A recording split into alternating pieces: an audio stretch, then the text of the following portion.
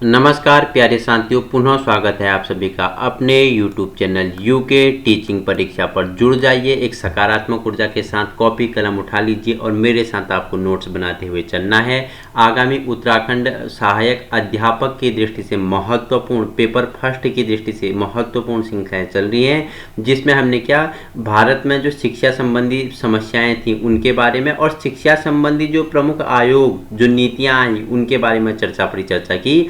इससे पहले हमने 1986 का संशोधित रूप 1982 हमने जाना था, 1982 के बारे में परिचर्चा की। आज हम NCF 2005, ठीक है, जिसे राष्ट्रीय पाठ्यचर्या संरचना, ठीक है, नेशनल करिकुलम फ्रेमवर्क कहते हैं, इसके बारे में परिचर्चा करेंगे। जुड़ जाइए और वीडियो उन लोगों तक पहुंचाने की कोशिश करें जहां संसाधनों के अभाव हैं। बाकी PDF आपको नीचे मोड के नीचे आप डिस्क्रिप्शन में जाओगे तो वहां आपके लिए लिंक मैं अटैच्ड कर दूंगा, आप लिंक से डाउनलोड कर सकते हैं। बाकी मैं टेलीग्राम में भी डाल दूंगा। अभी तक हमने फिलोसफर उत्तराखंड का हमने GK GS हो गया, ठीक है, और उसी के साथ हमने क्या जो ICT वाला सेशन था फर्स्ट पेपर का, ठीक है, फिलोसफर वाला, ठीक है, और उसी के साथ साथ जो आपका क्या है भारतीय शिक्षा संबंधी जो क्या प्रमुख आयोग आए उनके बारे में हमने परिचर्चा की और उनसे सारे PDF सारे वीडियो में अटैच्ड भी किए हैं और टेलीग्राम ग्रुप में भी आप सभी को दे दिया है।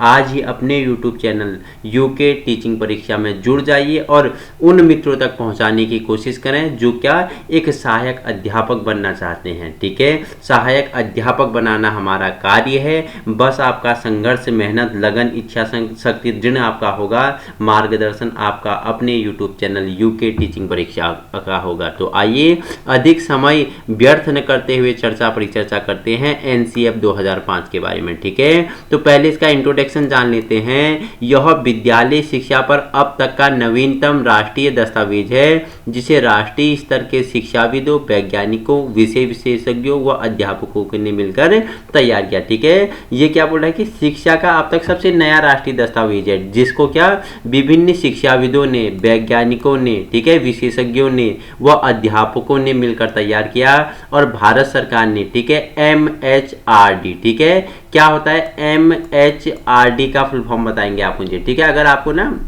प्रो वर्जन बनना है, आपने अपने वर्जन को चेंज करना है तो मेरे साथ आपको एक्टिविटी करना पड़ेगा, ठीक है। तो भारत सरकार ने MHRD की पहल पर प्रोफेसर यशपाल की अध्यक्षता में, ठीक है, अध्यक्ष कौन थे? प्रोफेसर यशपाल थे, ठीक है। उनकी अध्यक्षता में देश के चुने हुए 38 विद्वानों ने विद्यालय शिक्षा पर हुए पिछले सभी विचार विमर्शों का अध्ययन किया और उन्हें नई राष्ट्रीय चुनौतियों की रोशनी में देखा। इस राष्ट्रीय मशवरे से निकले 3 क्षेत्रों पर बाहर से 13 सदस्यों वाले 21 फोकस समूह को क्या किया गया, इन पर विचार किया गया और NCF 2005 को आकार दिया गया।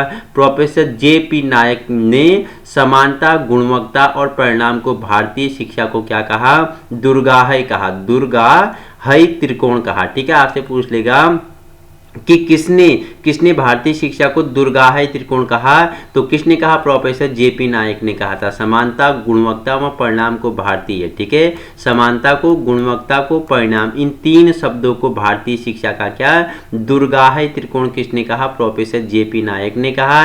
NCF 2005 इन तीनों तत्वों का पालन करता है, ठीक है। देखो NCF 2005, ठीक है, किन तत्वों का पालन करता है? आपको 4 ऑप्शन होंगे, चारों में से आपका समानता, गुणवत्ता और परिणाम होगा और एक आपका आदर दे देगा, स्टेटमेंट में क्वेश्चन पूछेगा, ठीक है। तो ये आपके लिए इंपोर्टेंट है, स्टार लगा लेना, ये आपके लिए क्या है? इंपोर्टेंट है, ठीक है। राष्ट्रीय पाठ्यचर्या की रूपरेखा के भाग के बारे में परिचर्चा कर लेते हैं। इसमें प्रमुख 5 भाग हैं। कितने भाग हैं? जो NCF है इसमें टोटल 5 भाग हैं प्रमुख, जिसमें पहला परिप्रेक्ष्य हो गया, दूसरा आपका सीखना व ज्ञान हो गया, तीसरा आपका पाठ्यचर्या का क्षेत्र, स्कूल की अवस्थाएं व आकलन हो गया, चौथा विद्यालय तथा कक्षा का वातावरण, पांचवा आपका क्या व्यवस्थागत सुधार हो गया। तो ये 5 के क्या हैं? प्रमुख भाग हैं। अब जानेंगे इसके परिप्रेक्ष्य के बारे में। तो शिक्षा को बोझ न बनाया जाए, क्या बोला NCF 2005 ने कि शिक्षा को बोझ न बनाया जाए और तो सूझ के आधार पर पाठ्यचर्या का बोझ कम किया जाए, ठीक है। कि ऐसा नहीं बालक है, 4 साल का बालक है, 10 साल का और उसे बैग दे दिया, उसे कितने 15 साल का बराबर बैग दे दिया, तो शिक्षा को बोझ ही नहीं बनाना है, इसे सरल बनाना है। ठीक है, इसे क्या बनाना है, सरल बनाना है। ठीक है, पढ़ाई को रटंत प्रणाली से मुक्त रखकर स्कूल को बाहरी जीवन से जोड़ना चाहिए। ठीक है, पढ़ाई में रटंत प्रणाली नहीं रहेगी। ठीक है, इसे क्या कर देना है, रटंत प्रणाली को हटा देना है और शिक्षा को क्या, स्कूल को क्या, बाहरी जीवन से जोड़ना है। ठीक है, इंपॉर्टेंट फैक्ट है ये, याद रखना परिप्रेक्ष्य में। ठीक है, शिक्षा को बोझ न बनाया जाए, पढ़ाई को रटंत प्रणाली से मुक्त कर रखकर स्कूल को बाहरी जीवन से जोड़ा जाए, पाठ्यक्रम का संवर्धन इस प्रकार हो कि बच्चों की चहुमुखी विकास हो। ठीक है, पाठ्यक्रम का संवर्धन किस प्रकार हो, ऐसा बनाया जाए कि बच्चों का क्या हो, चहुमुखी या सर्वांगीण विकास हो, उनका चारों दिशाओं में बच्चों का क्या होगा, विकास होगा। ठीक है, ऐसे नागरिकों का निर्माण हो जो लैंगिक मूल्यों, लोकतांत्रिक व्यवहारों, अनुसूचित जनजातियों व विशेष आवश्यकता वाले बच्चों के प्रति क्या हो, संवेदनशील हो। ठीक है, ऐसे नागरिकों का निर्माण करना है जो लैंगिक मूल्यों को समझे, जो लोकतांत्रिक व्यवहारों को समझे, अनुसूचित जनजातियों व विशेष आवश्यकता वाले बच्चों के प्रति क्या हो, वो संवेदनशील हो। ऐसे नागरिकों का क्या करना है, निर्माण करना है, ऐसी शिक्षा उन्हें देनी है। ऐसे नागरिक वर्ग का निर्माण करना जिसमें राजनीतिक तथा आर्थिक प्रक्रियाओं में भाग लेने की क्षमता हो। कैसे नागरिक वर्ग का निर्माण करना, जिनमें राजनीतिक तथा आर्थिक प्रक्रियाओं में भाग लेने की क्षमता हो, ऐसे नागरिकों का विकास करना एनसीएफ 2005 कहता है। ठीक है, दूसरा पॉइंट है सीखना और ज्ञान। ठीक है, तो समाज में मिलने वाली अनौपचारिक शिक्षा विद्यार्थियों में अपना ज्ञान सृजित करने की स्वाभाविक क्षमता विकसित करती है। ठीक है, शिक्षा दो प्रकार से आप ग्रहण कर सकते हैं, एक औपचारिक में आपका विद्यालय आ जाता है, अनौपचारिक में आपका समाज, परिवार, रेडियो, पत्र आदि आपके अनौपचारिक में आ जाते हैं। ठीक है, औपचारिक अनौपचारिक की एक छोटी सी वीडियो मैं आपको बना के बता दूंगा, समझा दूंगा। ठीक है, और फिर क्या बोला कि बाल केंद्रित शिक्षा का अर्थ बच्चों के अनुभवों तथा उनकी सक्रिय सहभागिता को प्राथमिकता देना। ठीक है, बाल केंद्रित शिक्षा का क्या अर्थ है, बच्चों के अनुभवों से सीख, उनके अनुभव, बच्चे क्या है, कोरे कागज नहीं है, वो कुछ न कुछ उनके पास है, उनका खुद का अनुभव। ठीक है, वो सक्रिय सहभागिता में को प्राथमिकता देते हैं। ठीक है, छात्रों को विभिन्न मुद्दों पर उनके राजनीतिक, सामाजिक, आर्थिक व नैतिक पहलू के संदर्भ में आलोचनात्मक चिंतन का अवसर प्रदान करना है। ठीक है, छात्रों को विभिन्न मुद्दों पर उनके राजनीतिक हो गए, सामाजिक हो गए, आर्थिक हो गए, नैतिक पहलू पर क्या करेंगे, वो आलोचनात्मक चिंतन करने का उन्हें अवसर प्रदान करना चाहिए। ठीक है, तीसरा पॉइंट इसमें रखा गया कि पाठ्यचर्या के क्षेत्र में स्कूल की अवस्थाएं व आकलन। ठीक है, बहुभाषिता एक ऐसा संसाधन है जिसकी तुलना सामाजिक और राष्ट्रीय स्तर पर किसी भी अन्य राष्ट्रीय संसाधन से नहीं की जा सकती है, बहुभाषिकता। ठीक है, सामाजिक विज्ञान के अंतर्गत ऐसी पाठ्यचर्या होनी आवश्यक है जो शिक्षार्थियों में समाज के प्रति आलोचनात्मक समझ का विकास कर सके। आकलन का प्रमुख प्रयोजन सीखने सिखाने की प्रक्रियाओं व सामग्री में सुधार लाना व उन लक्ष्यों पर पुनर्विचार करना है जो स्कूल के विभिन्न चरणों के लिए तैयार किए जाते हैं। ठीक है, इंपोर्टेंट है, पूर्व प्राथमिक स्तर पर आकलन बच्चों के दैनिक गतिविधियां, स्वास्थ्य तथा शारीरिक विकास पर भी आधारित होना चाहिए। ठीक है, फोर्थ पॉइंट है इसमें विद्यालय तथा कक्षा का वातावरण। तो इन्होंने क्या बोला, एनसीएफ ने कैसा विद्यालय होना चाहिए और उसका वातावरण कैसा होना चाहिए, तो चेतन व अचेतन रूप से बच्चे हमेशा विद्यालय के भौतिक वातावरण में निरंतर अंतः क्रिया करते रहते हैं। ठीक है, कक्षा का आकार क्या अधिगम को प्रभावित करता है, किसी भी शिक्षार्थी का अनुपात 1:30। ठीक है, एक शिक्षक पर 30 छात्रों से ज्यादा नहीं होना चाहिए। ठीक है, कितना बोला कि 30 छात्रों में कितने, एक शिक्षक की व्यवस्था हो जानी चाहिए। ठीक है, अनुशासन ऐसा होना चाहिए जो कार्य संपन्न होने से बच्चों की क्षमताएं बढ़ाए। कैसा अनुशासन होना चाहिए, कार्य संपन्न होने से बच्चों की क्षमताओं का क्या करे, विकास करे। ठीक है, इसका पांचवा पॉइंट है, जो 5 भाग बताए, पांचवा पॉइंट क्या है इसमें, पांचवा पॉइंट है व्यवस्थागत सुधार। ठीक है, जिसमें बच्चों की शिक्षा व्यवस्था में विकासात्मक मानकों का प्रयोग करना चाहिए जो अभिप्रेरणा व क्षमता की समग्र बुद्धि मान्यता पर आधारित हो। पाठ्यचर्या को इस प्रकार निर्मित करना चाहिए कि उनमें शिक्षक शिक्षार्थियों के खेलते हुए, कार्य करते हुए प्रत्यक्ष रूप से अवलोकित कर सके। छात्रों को उनके परिवेश, प्राकृतिक संसाधनों तथा आजीविका का ज्ञान भी कराया जाना चाहिए। ठीक है, तो हमने जो राष्ट्रीय पाठ्यचर्या के क्या थे, प्रमुख 5 भाग थे, उन 5 भागों के बारे में व्याख्यात्मक रूप में परिचर्चा कर लिया, जिसमें परिप्रेक्ष्य हो गया, सीखना व ज्ञान हो गया, पाठ्यचर्या का क्षेत्र, स्कूल की अवस्था एवं आकलन हो गया, विद्यालय तथा कक्षा का वातावरण, और अंतिम आपका 5वां था व्यवस्थागत सुधार। ठीक है, तो आइए अब जानते हैं एनसीएफ 2005 दस्तावेज निम्नलिखित 5 मार्गदर्शक सिद्धांत प्रस्तुत करता है। आपसे पूछ लेगा एनसीएफ 2005 दस्तावेज निम्नलिखित में से कितने मार्गदर्शन सिद्धांत प्रस्तुत करता है, तो 5 मार्गदर्शक सिद्धांत प्रस्तुत करता है एनसीएफ 2005। ठीक है, देखो प्रमुख सूत्र बिना भार के अधिगम। ठीक है, इंपोर्टेंट है, ये आप रख लेना। ठीक है, ये आपका क्या है, कीवर्ड है, आपका सूत्र है कि प्रमुख सूत्र क्या है, बिना भार के अधिगम। ठीक है, सीखना कैसा, बिना भार का। सीखना मतलब होता है, अधिगम मतलब होता है लर्निंग, लर्निंग मतलब सीखना, सीखना कैसे, बिना भार का। ठीक है, ज्ञान को स्कूल के बाहरी जीवन से जोड़ना, पढ़ने की रटंट प्रणाली से मुक्त करना, पाठ्यचर्या को इस तरह आगे बढ़ाना कि वह बच्चों के चहुमुखी विकास के अवसर दे, न कि पाठ्य पुस्तक केंद्रित बनकर रह जाए। ठीक है, ऐसी पाठ्यक्रम का निर्माण करना जिससे बच्चों का चहुमुखी विकास बने। ठीक है, विकास के अवसर दे, उनका क्या, चारों दिशाओं में बच्चों का क्या होलिस्टिक डेवलपमेंट हो सके। ठीक है, न कि पाठ्य पुस्तक केंद्रित बनकर रह जाए, पाठ्य पुस्तक केंद्रित बनकर नहीं रहना चाहिए, ऐसी शिक्षा नहीं होनी चाहिए, बच्चों का चहुमुखी विकास करने जैसी शिक्षा हमें देनी है। ठीक है, परीक्षा को पहले की तुलना में अधिक लचीला बनाना और उसे कक्षा की गतिविधियों से जोड़ना। ठीक है, जो परीक्षा प्रणाली है उसे क्या, पहले से की तुलना में अधिक लचीला बनाना और उस परीक्षा प्रणाली को कक्षा की गतिविधियों से जोड़ना। ठीक है, बच्चों का ऐसा नागरिक के रूप में विकास करना जिनमें प्रजातांत्रिक व्यवस्था के अंतर्गत राष्ट्रीय मूल्य, लोकतंत्र, धर्मनिरपेक्ष व समानता की आस्था हो सके। ठीक है, ऐसे नागरिकों का विकास करना, बच्चों के मन में ऐसे गुणों का, ऐसे मूल्यों का विकास करना जिनमें लोकतंत्र के प्रति क्या, सम्मान आए, प्यार आए। ठीक है, धर्मनिरपेक्षता के उसमें उन्हें क्या है, सभी को समान वर्ग से देखें, समानता से देखें, ऐसी आस्था उनमें करना है। ठीक है, एनसीएफ 2005 की प्रमुख विशेषताएं जान लेते हैं, इंपोर्टेंट है। देखो ये फैक्ट इंपोर्टेंट है, पूछ लेगा एनसीएफ 2005 का प्रारंभ। ठीक है, रविंद्रनाथ टैगोर का निबंध सभ्यता व प्रगति के इस कथन से प्रारंभ होता है। ठीक है, पूछ लेगा कि एनसीएफ 2005 का प्रारंभ रविंद्रनाथ टैगोर के निबंध के किस कथन से शुरू होता है, तो 4 आपको ऑप्शन देंगे। तो सभ्यता व प्रगति इनका क्या है, निबंध है, इससे एनसीएफ का क्या होता है, प्रारंभ होता है। क्या लिखा होता है, सृजनात्मकता और उदार आनंद बचपन की कुंजी है। क्या बोला, सृजनात्मकता और उदार आनंद बचपन की कुंजी है और नासमझ वयस्क संसार द्वारा उसकी विकृति का खतरा है। और क्या बोल दिया, जो नासमझ वयस्क है संसार द्वारा उसकी क्या है, विकृति का खतरा है। इंपोर्टेंट है आपके लिए, क्या इंपोर्टेंट आपके लिए हेडलाइट किया हुआ है, इसलिए इसे अच्छे से आपने समझ लेना है। ठीक है, आइए अब विशेष फैक्ट क्या है उनके बारे में परिचर्चा कर लेते हैं। तो इसमें क्या कहा गया, सामाजिक न्याय व समानता के संवैधानिक मूल्यों पर आधारित एवं धर्मनिरपेक्ष समतामूलक व बहुलतावादी समाज के आदर्शों को इसमें शामिल किया गया।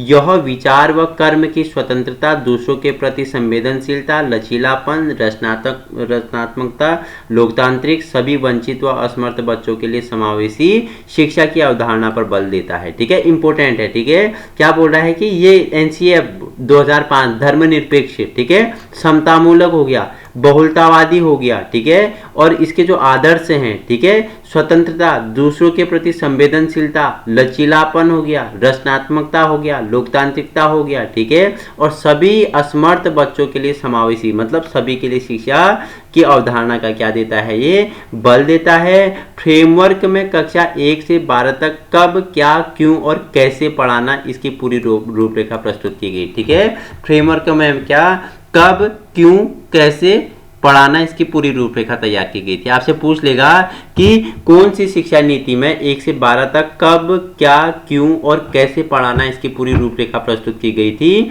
तो फ्रेमवर्क 2005 में। ठीक है, कक्षा 1 से 5 तक इसमें क्या क्या शामिल किया गया कि जो शिक्षा होगी उसमें मातृभाषा होगी, क्षेत्रीय भाषा होगी, उसके अलावा अंग्रेजी होगी, गणित शामिल होगा, एकीकृत पर्यावरण अध्ययन शामिल होगा, कला व शिल्प शामिल होगा, शारीरिक विकास भी होगा और कार्य और अनुभव भी होगा। ये 1 से 5 तक का है। ठीक है, कक्षा 6 से 8 तक की बात करूं तो मातृभाषा, क्षेत्रीय भाषा होगी। ठीक है, कला शिक्षा होगी। ठीक है, सामाजिक अध्ययन, इतिहास, भूगोल, राजनीतिक विज्ञान तथा अर्थशास्त्र भी शामिल हो गया। उसी के साथ अंग्रेजी, आधुनिक भारतीय भाषा हो गई, विज्ञान हो गया, गणित हो गया, स्वास्थ्य एवं शारीरिक शिक्षा। ठीक है, 6 से 8 तक ये शामिल किया गया। और कक्षा 9 से 10 की बात करूं तो सामाजिक अध्ययन, इतिहास हो गया, भूगोल हो गया, समाजशास्त्र हो गया, राजनीति विज्ञान तथा अर्थशास्त्र इसमें शामिल किया गया। उसी के साथ साथ इसमें मातृभाषा, क्षेत्रीय भाषा उसके साथ रखा गया। और दूसरा जो भाषा था उसमें संस्कृत, ठीक है, उर्दू हो गया, अन्य में तमिल होता है। ठीक है, जो 22 भाषाएं हैं, 22 भाषाओं में प्रत्येक क्षेत्र की अलग अलग भाषाएं इसमें शामिल की गई थी। ठीक है, उसी के साथ साथ इसमें गणित हो गया। गणित से क्या, तार्किक शक्ति का विकास करना है बच्चों का। कंप्यूटर हो गया, कार्य शिक्षा हो गया, शांति शिक्षा हो गया, कला शिक्षा हो गया। कक्षा 9 से 10 तक इसमें क्या किया गया, शामिल किया गया। ठीक है, और बोला गया कि कक्षा 11 से 12 तक क्या शामिल करना है, मातृभाषा तो है ही। ठीक है, उसके साथ गणित हो गया, भौतिक विज्ञान हो गया, जीव विज्ञान हो गया, अकाउंटेंसी हो गया, राजनीति विज्ञान हो गया, इतिहास होगा, समाजशास्त्र हो गया, अन्य ऐच्छिक विषय हो गए, अंग्रेजी, कंप्यूटर, रसायन विज्ञान हो गया, व्यापार हो गया, कला हो गया, भूगोल, अर्थशास्त्र और मनोविज्ञान। ठीक है, दो, एक आप आर्ट वर्ग जानते हो, साइंस वर्ग जानते हो, और आपका एक कॉमर्स वर्ग। ठीक है, कॉमर्स में आपका अकाउंटेंसी या टैली वगैरह आ गया। ठीक है, आर्ट में आपका हिस्ट्री, ज्योग्राफी, पॉलिटिकल साइंस आ गया। ठीक है, और उसी के साथ आपका जो साइंस है उसमें रसायन आ गया, भौतिक आ गया, फिजिक्स आ गया। ठीक है, ये चीजें कक्षा 11 से 12 में इसमें शामिल की गई। ठीक है, देखो विषय आधारित सुझाव पाठ्यक्रम में क्या दिए गए। पहली बात कर लूं गणित की, तो इस विषय का पाठ्यक्रम ऐसा हो जो चिंतन, तर्क, अमूर्त संकल्पना, समस्या को सूत्रबद्ध करने व समाधान में मदद करे, अर्थपूर्ण और प्रासंगिक गणित पर बल, अधिक से अधिक सफलता प्रत्येक बालक का अधिकार हो, गणित का अन्य विषयों से सह संबंध भी बताया जाना चाहिए। ठीक है, प्राथमिक स्तर में गणितीय खेल, पहेलियां, संख्या व आंकड़े की समझ, गणनात्मक कौशल आदि शामिल होना चाहिए। उच्च प्राथमिक में कैसा होना चाहिए, आंकड़ों का उपयोग हो गया, प्रस्तुति हो गया, व्याख्या हो गया, बीजगणित व अमूर्त धारणा का विकास हो। माध्यमिक स्तर में रेखा गणित, सिद्धांत समस्या समाधान सिद्ध करना हो। और दूसरा विज्ञान शिक्षण में इसका स्वरूप ऐसा हो जो बालक को प्रतिदिन के अनुभव की जांच करने के विश्लेषण में सक्षम बनाए। ठीक है, कैसा स्वरूप हो विज्ञान शिक्षण का, कि ऐसा स्वरूप हो जो बालक को प्रतिदिन के अनुभव की जांच करने व विश्लेषण में सक्षम बनाए, पर्यावरण पर बल दिया जाए, अन्वेषण की प्रवृत्ति बढ़े, इसकी सहायता से गरीबी, अज्ञानता व अंधविश्वास को दूर किया जा सकता है। ठीक है, फिर प्राथमिक स्तर पर इन्हें क्या बोला कि परिवेश व पर्यावरण की जानकारी उन्हें दी जाए। उच्च प्राथमिक में बोला कि विज्ञान के सिद्धांत सीखना, मॉडल बनाना, प्रदर्शन द्वारा ज्ञान और प्रजनन हो या यौन स्वास्थ्य के बारे में इन्हें जानकारी दी जानी चाहिए। और माध्यमिक शिक्षा में उन्नत तकनीकी, पर्यावरण मुद्दे, विश्लेषण आदि इसमें क्या करने हैं, शामिल करने हैं। ठीक है, तीसरा पॉइंट है इसमें सामाजिक विज्ञान पाठ्यक्रम। सामाजिक, पहले गणित का पढ़ा, अब इसमें सामाजिक विज्ञान का पाठ्यक्रम कैसा होना चाहिए, तो सामाजिक मूल्यों का विकास, सामाजिक वंचित वर्गों के प्रति सकारात्मक दृष्टिकोण, विकास, जल पानी के मुद्दों पर समाकलन पर बल दिया गया, लिंग समानता, अनुसूचित जाति जनजाति व अल्पसंख्यक संवेदनशीलता के प्रति सजगता, अतीव के गौरव में नागरिक अस्मिता पर सृजनात्मकता, सौंदर्यपरक व क्या विवेचनात्मकता को बढ़ावा दें, नागरिक शास्त्र को राजनीति शास्त्र में बदला जावे। ठीक है, जो क्या है नागरिक शास्त्र है, पहले से नागरिक शास्त्र बोलते हैं, अब आप इसे राजनीतिक शास्त्र में। ठीक है, इसने बोला कि उसे बदल देना चाहिए, अब बदल भी दिया गया है। जो नागरिक शास्त्र है उसे अब राजनीतिक शास्त्र कहते हैं। ठीक है, पहले से नागरिक शास्त्र बोलते थे, अब राजनीतिक शास्त्र हो गया। ठीक है, अब देखो इसमें पहला पॉइंट था कि प्राथमिक स्तर पर कक्षा 1 से 2 तक प्राकृतिक और सामाजिक वातावरण की शिक्षा दी जाए, कक्षा 3 से 5 तक पर्यावरण अध्ययन, संरक्षण, दैनिक अनुरूप व स्थानीय परिवेश की जानकारी हो, कक्षा 6 से 8 स्तर तक सामाजिक विज्ञान, इतिहास, भूगोल, राजनीतिक विज्ञान और अर्थशास्त्र की समझ बनाएं, और माध्यमिक स्तर में समाजशास्त्र का ज्ञान हो गया। वहीं अन्य विषयों में काम, कला, पारंपरिक, दस्तकारी, शारीरिक शिक्षा व शांति शिक्षा पर बल दिया गया। ठीक है, कला में गायन, नृत्य, दस्तकला व नाटक की शिक्षा दी जाए, शारीरिक शिक्षा में खेलकूद व मध्याह्न भोजन पर बल दिया गया, शांति शिक्षा में हिंसा को दूर रखते हुए सामाजिक संस्कार तथा बल पर सहनशक्ति, न्यायप्रियता व सामाजिक उत्तरदायित्व का विकास हो, समय सारणी में लचीलापन पर बल दिया गया, परीक्षा के आंतरिक मूल्यांकन पर बलपूर्वक बोर्ड परीक्षा को हतोत्साहित करने पर बल दिया गया, प्रश्न पत्र तर्क व रचनात्मकता हो, न कि रटने पर आधारित हो। ठीक है, जो प्रश्न पत्र हो ये कैसे होने चाहिए, ये रचनात्मक होने चाहिए, न कि रटने वाले नहीं होने चाहिए। ठीक है, नेक्स्ट इसमें क्या बताया, बाल केंद्रित शिक्षा।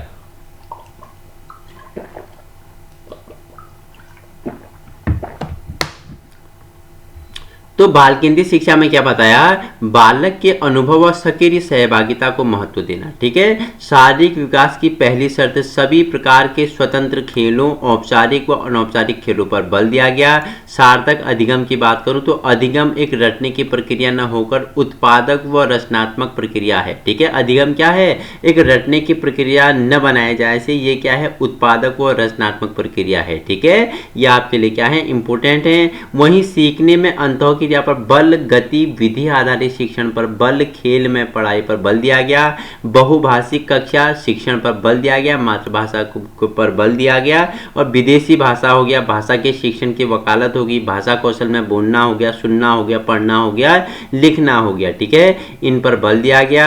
इसी के साथ साथ क्या, त्रिभाषा फार्मूला। ठीक है, घरेलू भाषा, मातृभाषा, हिंदी संस्कृत भाषा और विदेशी अंग्रेजी। ठीक है, एक आपकी घर की भाषा होगी, एक आपकी मातृभाषा घर वाली भाषा होगी, एक आपकी जो लैंग्वेज है हिंदी संस्कृत। ठीक है, हिंदी या संस्कृत होगी, तीसरी आपकी क्या, कोई विदेशी भाषा होगी। ठीक है, यह आपका क्या है, त्रिभाषा है। आत्मनिर्भरता का विकास हो, उत्पादक कार्य की शिक्षा हो, काम आधारित दक्षता शिक्षा हो, व्यावसायिक शिक्षा व नवाचार पर बल दिया गया। नैतिक मूल्यों की शिक्षा पर भी बल दिया गया। ठीक है, आकलन व मूल्यांकन के संदर्भ में क्या बोला एनसीएफ 2005 ने, सतत व व्यापक मूल्यांकन, गुणात्मक आकलन, रचनात्मक आधारित प्रश्न पत्र, खुली पुस्तक शिक्षा, स्व आकलन, निदानात्मक आकलन पर बल दिया गया। लचीलेपन पर बल दिया गया। कक्षा 10वीं की बोर्ड परीक्षा वैकल्पिक हो व अन्य स्तर पर कक्षा की बोर्ड परीक्षा न हो। लघु परीक्षा पर बल दिया गया। प्रवेश परीक्षा पे भी बल दिया गया। इसमें क्या देखो, शिक्षक शिक्षा बहु अनुशासनात्मक हो। ठीक है, शिक्षक और शिक्षा क्या हो, बहु अनुशासनात्मक हो। शिक्षक शिक्षा का समेकित मॉडल विकसित हो। ज्ञान निर्माण के शिक्षक उत्प्रेरक हो। लोकतंत्र सहभागिता के लिए पंचायती राज संस्था की को मजबूती पर बल दिया गया।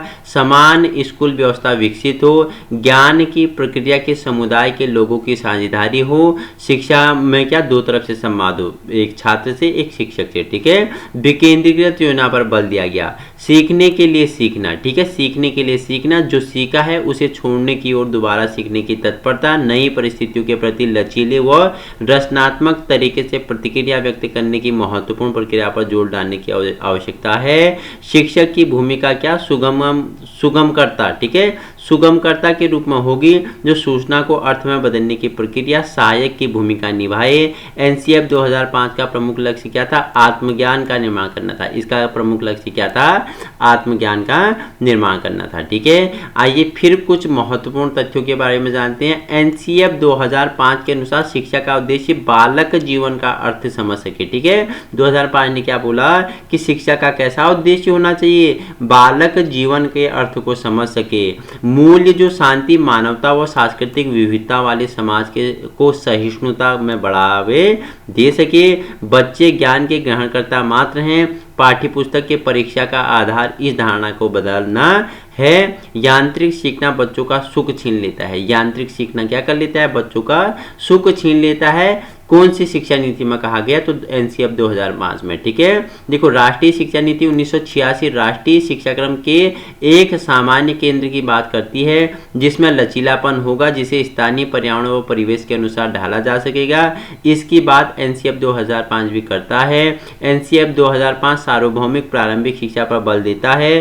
पाठ्यचर्या में ज्ञान, कार्य, शिल्प की परंपरा को शामिल करता है। पोषण शांति को जीवन शैली के रूप में अपनाता है। बच्चों के आत्मसम्मान, नैतिकता, रचनात्मकता और उनका विकास करता है। जेपी नायक ने समानता, गुणवत्ता व परिणाम का भारतीय शिक्षा का दुर्गाह त्रिकोण बताया है। पहले ही आपको बता दिया है, इंपोर्टेंट है। एनसीएफ 2005 का आधार 1993 की शिक्षा बिना बोझ के रिपोर्ट पे मानी जाती है। ठीक है, स्टार लगा लेना। इसका जो एनसीएफ 2005 का आधार है 1993 की शिक्षा। ठीक है, 1993 की शिक्षा कैसी थी, शिक्षा बिना बोझ के रिपोर्ट मानी जाती है। बिना 1993 के तर्ज पे ही शिक्षा बिना बोझ के रिपोर्ट में क्या एनसीएफ 2005 में भी शामिल किया गया। एनसीएफ 2005 पीओई 1992 के तहत 3 तत्वों को समाहित किया गया, जिसमें प्रासंगिकता हो गया, लचीलापन हो गया, गुणवत्ता हो गया। आपसे पूछ लेगा एनसीएफ 2005 में पीओए 1992 कौन से 3 तत्वों को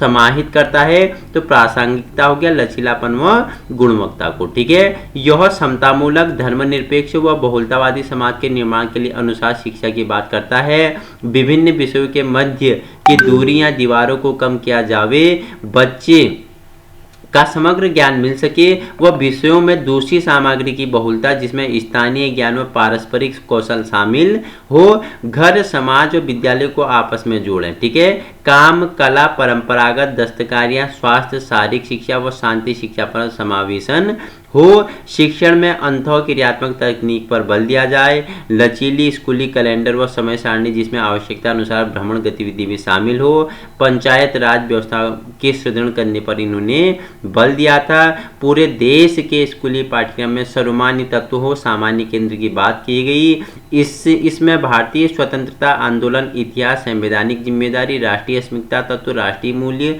शांतिपूर्ण सह अस्तित्व की धारणा इसमें शामिल किया गया। ठीक है, शिक्षा का सामाजिक संदर्भ, एनसीएफ 2005 के अनुसार इसने क्या बोला?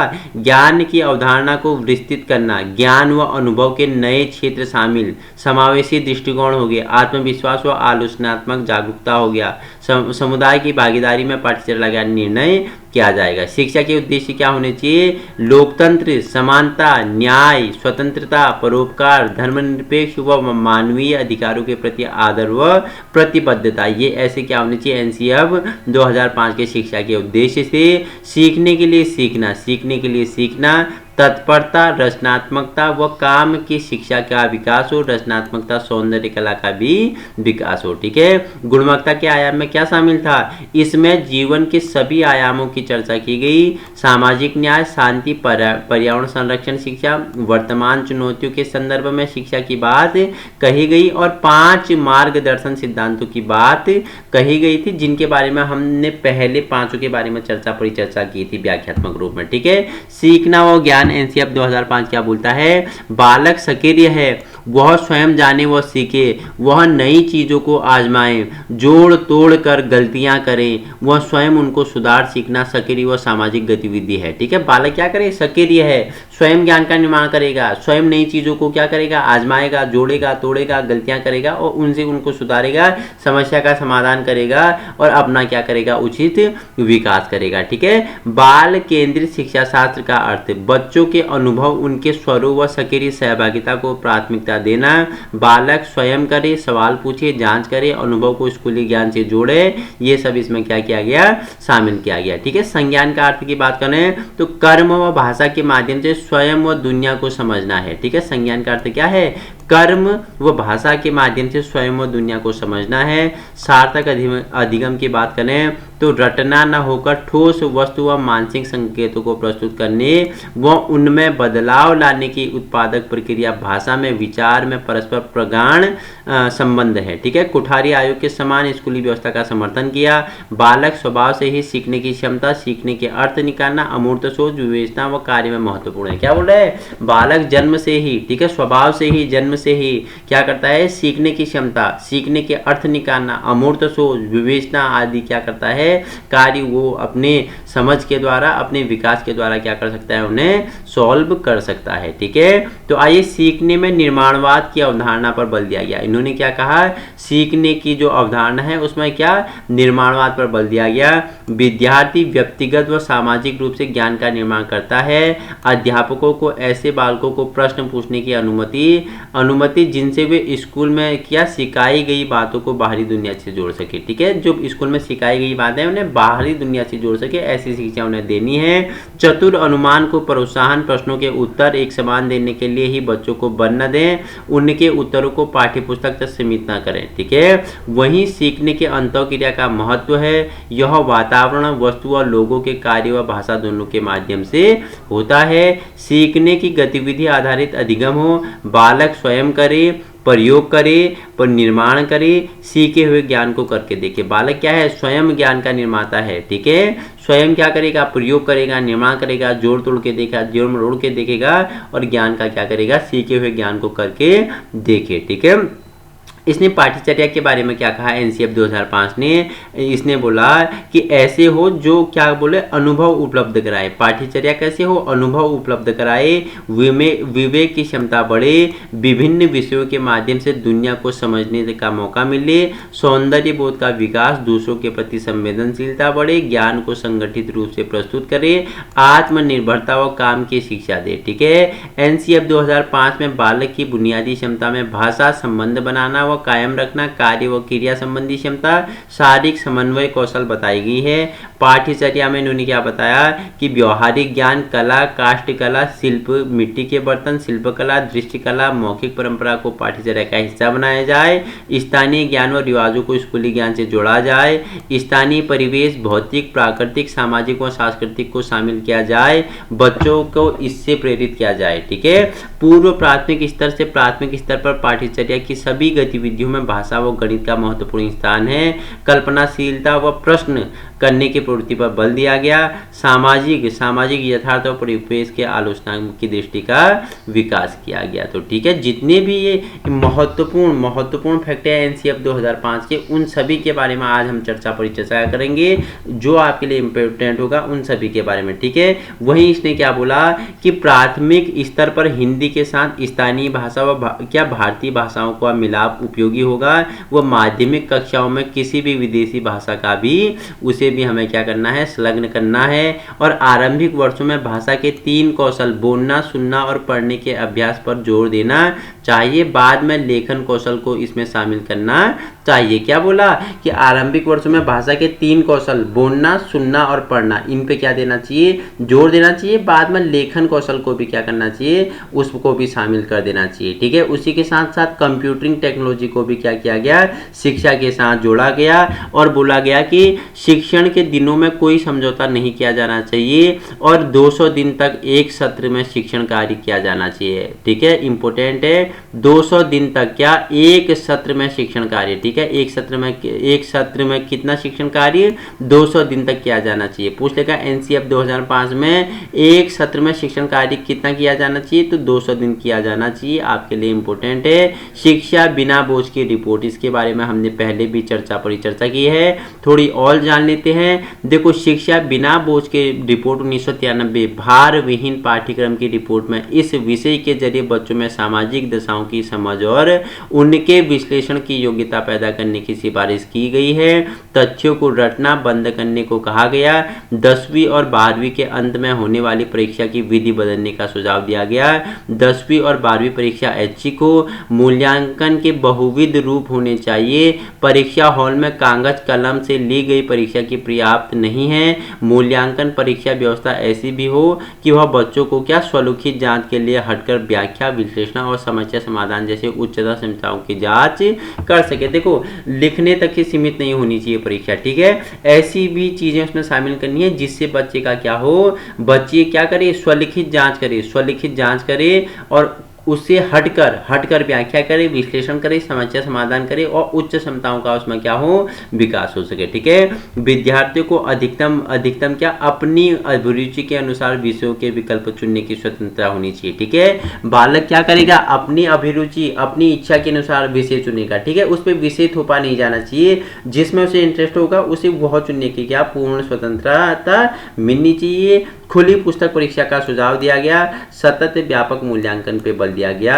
एनसीएफ 2005 के अनुसार शिक्षण विधि जान लेते हैं। तो शिक्षण विधियां क्या थी, करके सीखना हो गया, निरीक्षण करके सीखना हो गया, परीक्षण करके सीखना हो गया, सामूहिक विधि द्वारा सीखना हो गया और मिश्रित विधि द्वारा सीखना हो गया। ये इसकी क्या थी, शिक्षण विधियां हैं, इंपॉर्टेंट हैं। आइए अब हम परिचर्चा कर लेते हैं। इससे कुछ अभ्यास प्रश्न लगाते हैं, किस प्रकार के प्रश्न बनते हैं। और हमने एनसीएफ 2005 के बारे में जितना भी महत्वपूर्ण था सारा कुछ जान लिया है। ठीक है, क्वेश्चन पहला है, एनसीएफ 2005 के अनुसार गणित शिक्षण होनी चाहिए। तो कैसी होनी चाहिए, तो ऑप्शन ए बाल केंद्रित होनी चाहिए। ठीक है, एनसीएफ 2005 में कला शिक्षा को विद्यालय से जोड़ने का उद्देश्य है। तो क्या है, तो सांस्कृतिक विरासत की प्रशंसा करना, छात्रों के व्यक्तित्व और मानसिक स्वास्थ्य को विकसित करना।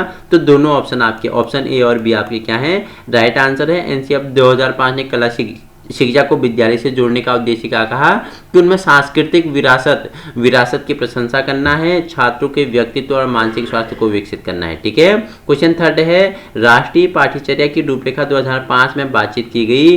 तो ज्ञान स्थायी है, वो दिया जाता है, ज्ञान का विकास होता है और इसकी संरचना होती है। ऑप्शन ए आपका क्या हो जाएगा, राइट आंसर हो जाएगा। ठीक है, राष्ट्रीय पाठ्यचर्या रूपरेखा 2005 के अंतर्गत परीक्षा सुधारों में निम्नलिखित में से किस सुधार को सुझाया गया? तो खुली पुस्तक परीक्षा सुझाया गया, सतत निरंतर एवं व्यापक मूल्यांकन, सामूहिक कार्य मूल्यांकन। तो इन सभी, ऑप्शन डी आपका क्या हो जाएगा, राइट आंसर हो जाएगा। ठीक है, क्वेश्चन नेक्स्ट है राष्ट्रीय पाठ्यचर्या रूपरेखा 2005 में निम्नलिखित में से किस परीक्षा संबंधी सुधारों को सुझाया गया? तो इसमें क्या कहा गया कि कक्षा 10 की परीक्षा ऐच्छिक हो, कक्षा 10 की परीक्षा क्या हो, ऐच्छिक हो। ऑप्शन ये आपका राइट आंसर हो जाएगा। ठीक है, राष्ट्रीय पाठ्यक्रम रूपरेखा 2005 में शांति शिक्षा को बढ़ावा देने के लिए कुछ क्रियाओं की अनुशंसा की गई। पाठ्यक्रम रूपरेखा में निम्नलिखित में से किसे सूचीबद्ध किया गया? तो किसे किया गया था? महिलाओं के प्रति आदर व जिम्मेदारी का दृष्टिकोण विकसित करने के लिए कार्यक्रम आयोजित किया जाए। ऑप्शन ए आपका क्या हो जाएगा, राइट आंसर हो जाएगा। ठीक है, क्वेश्चन नेक्स्ट और अंतिम है आपके लिए राष्ट्रीय पाठ्यचर्या की रूपरेखा 2005 में बहुभाषा को एक संसाधन के रूप में समर्थन दिया गया, क्योंकि यह एक तरीका है जिसमें प्रत्येक बालक सुरक्षित महसूस करे। ठीक है, देखो कोई भी बालक अलग अलग प्रवेश की है तो उसकी भाषा अलग अलग है, तो हमें सबका सम्मान करना है, सबकी भाषा को क्या करना है, सम्मान करना है, सबको समान अवसर देना है। इससे क्या होगा कि इस तरीके से क्या होगा कि प्रत्येक बालक सुरक्षित महसूस करेगा, अपने को सुरक्षित महसूस करेगा। ठीक है, अगर देखो बालक में अलग अलग भाषा वाले बच्चे हैं, आप अपने भाषा वाले बच्चों को अधिक मान्यता देते हैं, उनका अधिक अच्छा मानते हैं, तो यह क्या करता है, कहीं ना कहीं दूसरी भाषा वाले बच्चों को क्या करता है, उन्हें नीचा दिखाने की कोशिश की जाती है, उन्हें कहीं ना कहीं बुरा लगेगा, वो कहीं ना कहीं आप अपने को क्या असुरक्षित महसूस करेंगे। ठीक है, याद रखना भाषागत पृष्ठभूमि के कारण कोई भी बालक पीछे न छूट जाए और यह बालकों को अपने विश्वास के लिए प्रोत्साहन देता है। ठीक है, तो तीनों ऑप्शन आपके राइट है, तो ऑप्शन डी आपका क्या, इनमें सभी, ये सभी आपके क्या हो जाएंगे, राइट आंसर हो जाएंगे। ठीक है, तो एनसीएफ 2005 हमने, ठीक है, नेशनल करिकुलम फ्रेमवर्क के बारे में हमने परिचर्चा की है, जितना भी महत्वपूर्ण होना था। ठीक है, पूरा हमने क्या व्याख्यात्मक रूप में एनसीएफ 2005 के बारे में पढ़ लिया है, यहाँ से बाहर नहीं आएगा, क्वेश्चन पूछेगा तो यहाँ से ही आपके लिए क्वेश्चन बन जाएंगे। तो अच्छे से वीडियो को देख लेना है और पीडीएफ नीचे मैं डिस्क्रिप्शन में डाल दूंगा, वहीं टेलीग्राम में भी डाल दूंगा, आप वहाँ से भी इसे ले सकते हैं और अच्छे से रिवीजन कर लेंगे, क्योंकि यहाँ से क्वेश्चन बनने की संभावना है। तो अच्छे से आपको पढ़े हुए जाना है एनसीएफ 2005 बिना बोझ की शिक्षा। ठीक है, तो इसी प्रकार की वीडियो पाने के लिए आज ही अपने यूट्यूब चैनल यूके टीचिंग परीक्षा को क्या कर सकते हो, सब्सक्राइब कर सकते हो।